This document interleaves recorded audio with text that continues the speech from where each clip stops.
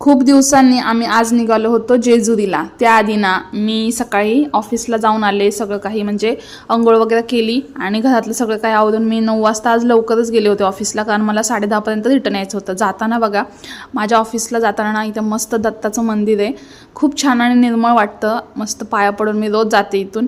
परत ना मी 10:15ला घरी आले, कारण जायचं होतं जेजुरीला। मला देवपूजा पण करायची होती। जाताना काही केली नाही मी, कारण मी लवकर गेले होते ना कामावरती, त्यामुळे देवपूजा वगैरे केली।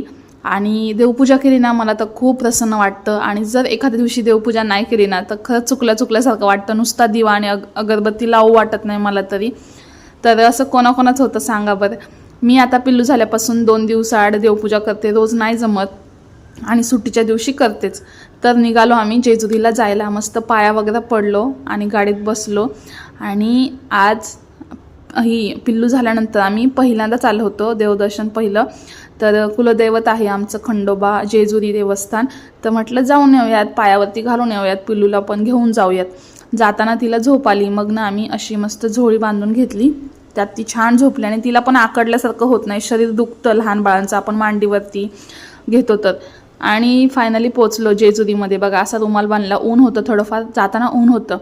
आणि मम्मी बघा इथे स्टॉप घेत आम्ही चाललोय। असलं हिला जमत नव्हतं पायऱ्या चढायला, लय दिवसातून आली होती मम्मी। पहिल्यांदाच पप्पा आले होते। पप्पांना त्यांना पालीचा खंडोबा आहे, आम्हाला खंडोबा देवस्थान जेजुरी असे आहे।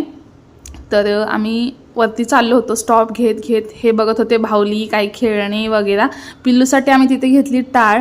छान येताना फोटो पण काढले, छान देवदर्शन झालं आमचं।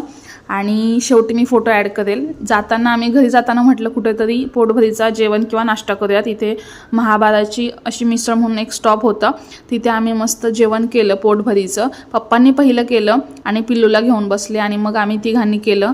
येता वेळेस असला भारी पाऊस पडत होता। आणि माझा तर पावसाळा खूप फेवरेट ऋतू आहे। कोणाकोणाचा ऋतू पावसाळा हा फेवरेट आहे मला कमेंट करून नक्की सांगा। आणि एवढं छान वाटत होतं, थंडगार वातावरण झालं होतं। किती म्हणजे महिमा अपार आहे बघा ऋतूचा। पाऊस पडला होता, एवढं गार वाटत होतं। तेच जाताना एवढ्या झळ्या मारत होत्या, ऊन वाटत होतं, पण गाडीत गेल्यामुळे काही जाणवलं नाही। आणि येताना बघा मस्त घराजवळ आली होती, माझ्या भावासाठी वडापाव आणि मंचुरियन ग्रेव्ही घेत होतो। पाऊस पडला होता आणि तो घरी होता ना, त्याच्यासाठी खायला घेतलं। खूप छान वाटत होतं आज, काय पण म्हणा। मग म्हटलं मस्त आल्यावरती गरमागरमात चहा पिला। आणि थोडाफार जेवणाचं काही एवढा इच्छा नव्हती, त्यामुळे मी लाईटली थोडा हा मसाले भात केला, पिवळसर, जास्त तिखट नाही। आणि हे फोटोज बघा, खूप छान वाटत होतं आज।